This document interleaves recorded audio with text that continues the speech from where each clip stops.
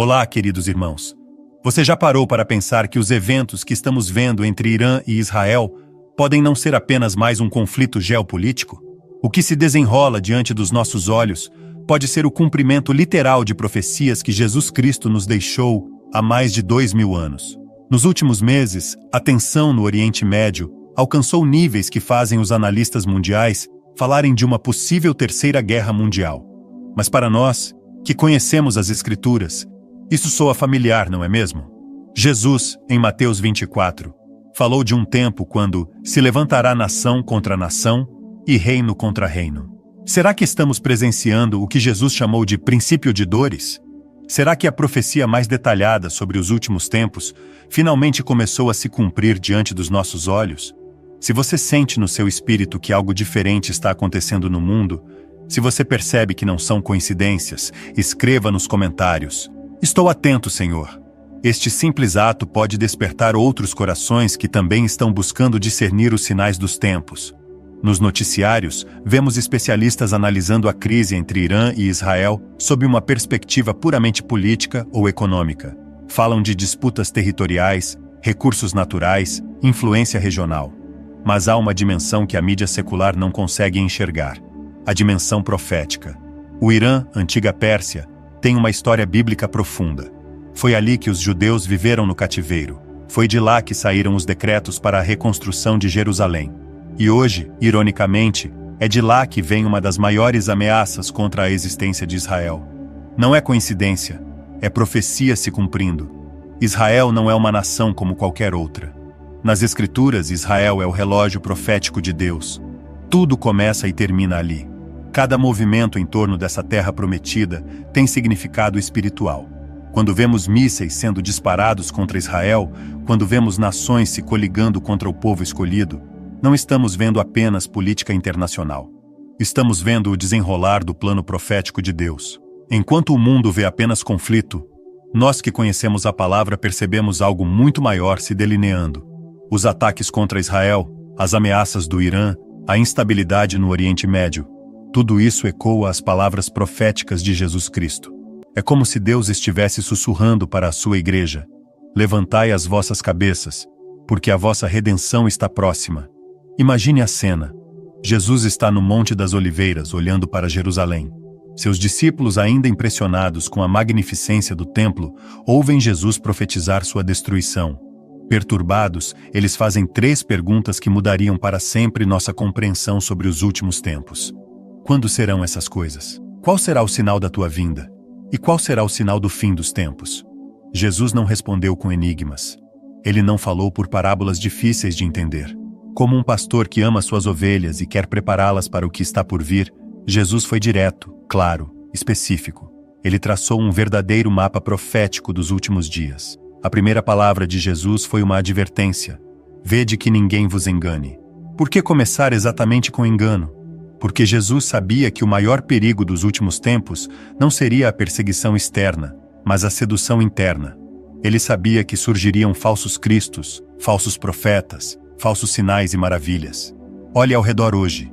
Quantos líderes prometem salvação através de métodos humanos? Quantos falam de paz, sem falar do príncipe da paz? Quantos oferecem esperança em tudo, menos na cruz de Cristo? O engano que Jesus profetizou está se multiplicando exponencialmente em nossa geração. "E ouvireis de guerras e rumores de guerras. Olhai, não vos assusteis, porque é mister que isso tudo aconteça, mas ainda não é o fim." Essa palavra de Jesus ressoa poderosamente hoje. Vivemos em uma época de rumores de guerras constantes. A tensão entre Irã e Israel é apenas um exemplo, mas Jesus foi ainda mais específico: "Porquanto se levantará nação contra nação e reino contra reino." A palavra grega usada aqui para nação é etnos, grupos étnicos, povos, e reino é basileia, poderes governamentais. Jesus estava profetizando não apenas conflitos entre países, mas entre povos, etnias, grupos religiosos e ideológicos. Vemos isso hoje de forma assustadora. Não são apenas nações brigando por território, são civilizações inteiras em choque. É o Oriente contra o Ocidente, é o islâmico contra o judaico-cristão, é uma guerra de cosmovisões que vai muito além de fronteiras geográficas. João, no Apocalipse, viu a mesma progressão que Jesus descreveu em Mateus 24, mas em símbolos poderosos. O primeiro selo é aberto e aparece um cavaleiro em um cavalo branco.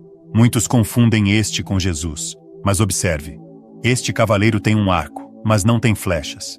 Ele conquista pacificamente, através de diplomacia, de falsas promessas de paz. Este é o espírito do anticristo em ação, aquele que vem em nome de Cristo, mas não é Cristo. Ele promete solução para todos os problemas da humanidade, mas sem a cruz, sem arrependimento, sem salvação verdadeira. Vemos isso hoje nos líderes mundiais que prometem um novo ordem mundial, uma grande reinicialização, uma era de paz e prosperidade baseada em valores humanistas, não cristãos. A falsa paz do primeiro cavaleiro não dura muito.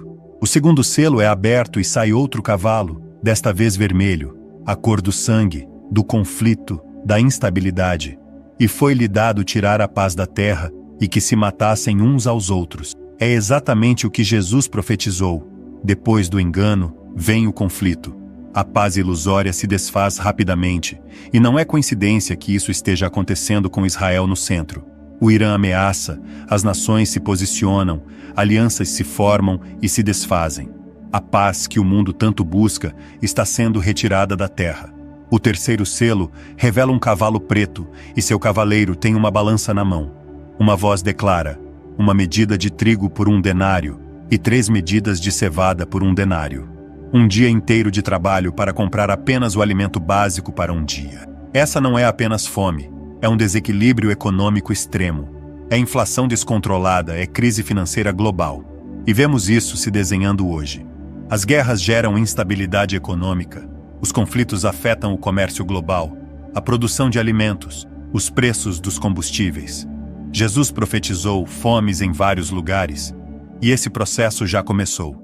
O quarto selo é o mais solene. Aparece um cavalo amarelo, a cor da enfermidade, da fragilidade, do fim.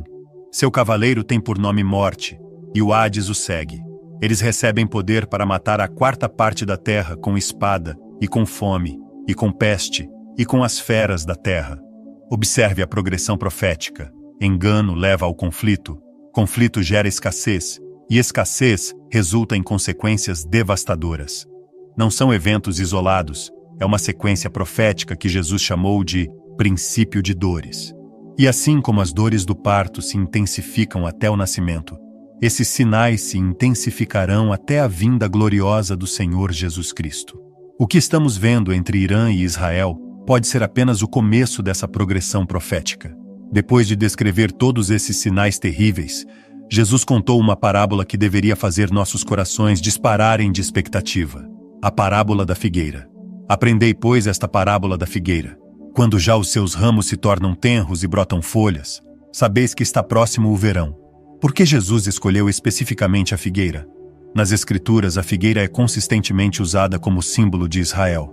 No Antigo Testamento, quando Deus queria falar sobre o estado espiritual de Israel, ele frequentemente usava a imagem da figueira, uma nação que deveria dar frutos para Deus. Jesus estava dizendo: quando vocês virem a figueira, Israel, brotar novamente, saibam que o tempo está próximo. Por quase 2000 anos, essa profecia parecia impossível.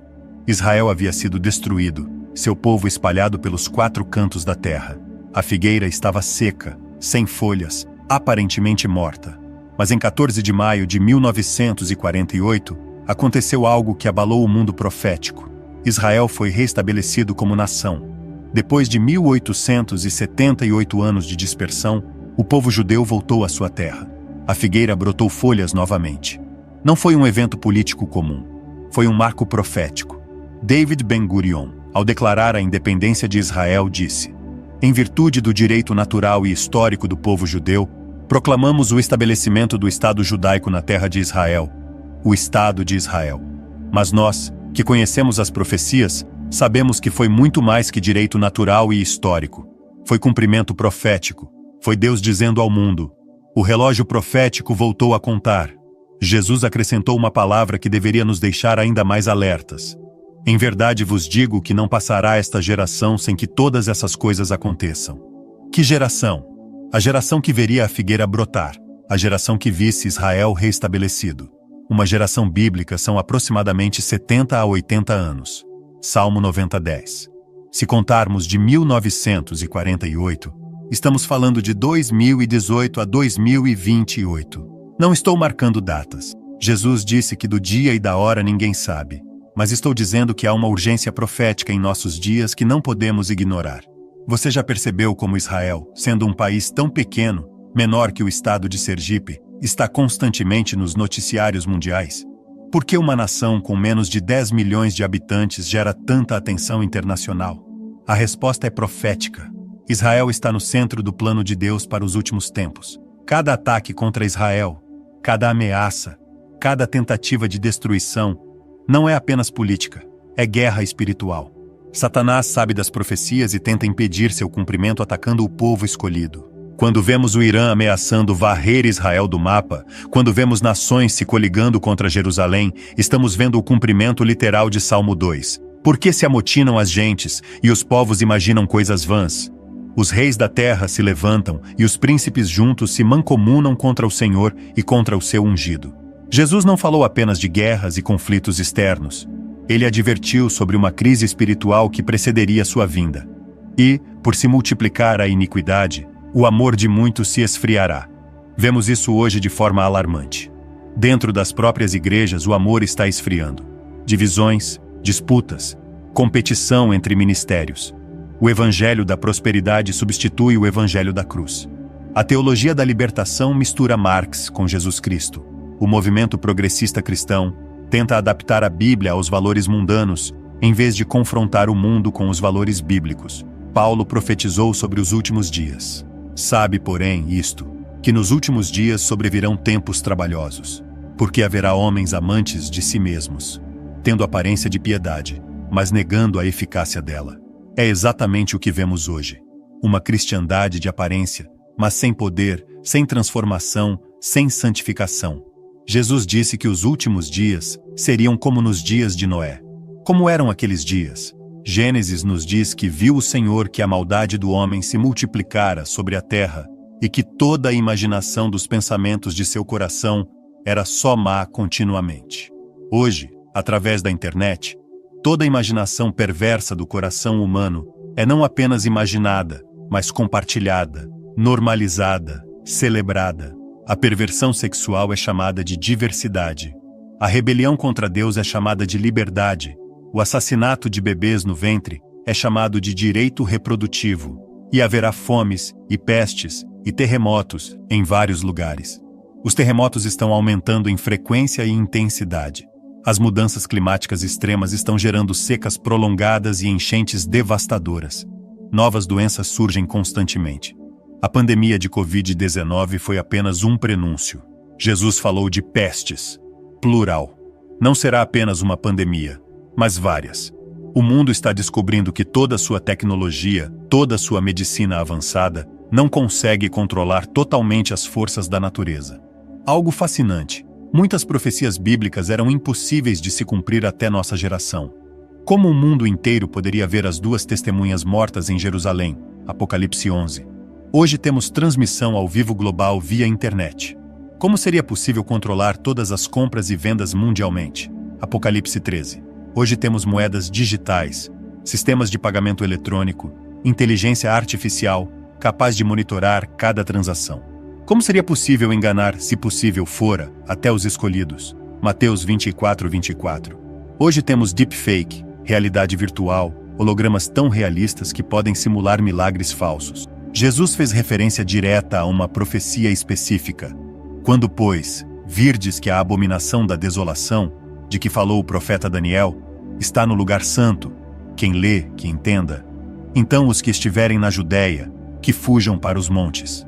Daniel profetizou sobre 70 semanas determinadas sobre Israel. 69 semanas já se cumpriram, desde o decreto para reconstruir Jerusalém até a vinda do Messias. Resta uma semana, 7 anos, que muitos estudiosos identificam como a Grande Tribulação. No meio dessa última semana, Daniel profetizou que o príncipe que há de vir fará cessar o sacrifício e fará a abominação desoladora.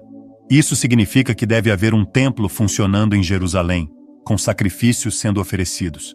Hoje, Pela primeira vez em quase 2000 anos, há movimentos concretos para a reconstrução do templo em Jerusalém. O Instituto do Templo já tem todos os utensílios sagrados prontos. Já identificaram novilhas vermelhas sem defeito para os sacrifícios de purificação. Já treinaram sacerdotes levitas. A única coisa que impede a construção é a Mesquita de Omar, construída no local do antigo templo. Mas as tensões atuais entre Israel e as nações islâmicas podem criar as condições para que isso seja resolvido. Jesus advertiu que quando a abominação desoladora estiver no lugar santo, os que estiverem na Judéia devem fugir imediatamente para os montes. Será um tempo de tribulação como nunca houve nem haverá. Mas observe, Jesus estava falando especificamente para os judeus, os que estiverem na Judéia, não a Igreja Mundial, mas Israel. Isso reforça a interpretação de que a Igreja será arrebatada antes da grande tribulação, e que Deus ainda tem um plano específico para Israel nos últimos tempos. Mesmo no meio do juízo mais severo da história, Deus não abandona seu plano de salvação. Apocalipse 7 nos mostra 144 mil israelitas selados de todas as tribos de Israel. Eles serão levantados para proclamar o evangelho do reino durante a tribulação. Isso mostra que Deus não rejeitou Israel permanentemente. Paulo disse em Romanos 11, porventura rejeitou Deus o seu povo? De modo nenhum. Todo o Israel será salvo. Há um plano específico de Deus para Israel nos últimos tempos. Mesmo durante os juízos mais terríveis do Apocalipse, vemos a misericórdia de Deus operando. Os 144 mil pregando, as 2 testemunhas profetizando, um anjo voando pelo meio do céu com o evangelho eterno. Deus nunca derrama juízo sem antes oferecer misericórdia. Nunca executa sentença sem antes dar oportunidade de arrependimento. Mesmo na grande tribulação, haverá oportunidade de salvação. Os conflitos atuais envolvendo Israel podem ser o início do processo que levará ao cumprimento dessas profecias. Deus está preparando Israel para seu papel profético nos últimos tempos. Jesus advertiu, porque surgirão falsos cristos e falsos profetas, e farão tão grandes sinais e prodígios que, se possível fora, enganariam até os escolhidos. Observe, não são apenas falsos ensinos, mas falsos sinais e prodígios. Hoje, com a tecnologia disponível, é possível criar milagres impressionantes. Hologramas podem simular aparições. Inteligência artificial pode imitar vozes de pessoas mortas. Realidade virtual pode criar experiências espirituais totalmente falsas. Satanás está preparando o mundo para aceitar o anticristo através de sinais e maravilhas mentirosos. Paulo advertiu: a esse cuja vinda é segundo a eficácia de Satanás, com todo o poder, e sinais, e prodígios de mentira. João nos ensinou: amados, não creiais em todo espírito, mas provai se os espíritos são de Deus, porque já muitos falsos profetas se têm levantado no mundo. O discernimento espiritual nunca foi tão necessário quanto hoje. Como discernir? Primeiro, pela palavra de Deus. Qualquer profecia, qualquer revelação, qualquer experiência que contradiga as Escrituras deve ser rejeitada. Segundo, pelos frutos. Jesus disse: por seus frutos os conhecereis. Jesus concluiu sua profecia com uma advertência solene: vigiai, pois, porque não sabeis a que hora há de vir o vosso Senhor. Não saber o dia e a hora não é desculpa para viver desatento. Pelo contrário, é chamado para viver em constante vigilância. A parábola do servo fiel e do servo negligente mostra 2 tipos de cristãos: aqueles que vivem como se Jesus fosse voltar a qualquer momento, e aqueles que vivem como se ele nunca fosse voltar. O primeiro é encontrado fazendo a vontade do Senhor. O segundo é surpreendido em negligência. Se realmente estamos nos últimos dias, e tudo indica que sim, como devemos viver? Pedro nos dá a resposta: havendo, pois, de ser todas essas coisas assim desfeitas, que pessoas vos convém ser em santo trato e piedade? Primeiro, em santificação. Não podemos viver como o mundo vive. Precisamos nos separar do pecado, buscar a santidade, viver de acordo com os padrões de Deus, não da sociedade. Segundo, em vigilância. Não podemos nos deixar adormecer pelas distrações deste mundo. Trabalho, família, lazer, tudo tem seu lugar, mas não pode nos fazer perder de vista a eternidade. Terceiro, em evangelização. Se realmente estamos nos últimos tempos, há urgência em pregar o Evangelho. Jesus disse que, Será pregado este evangelho do reino em todo o mundo, em testemunho a todas as gentes, e então virá o fim.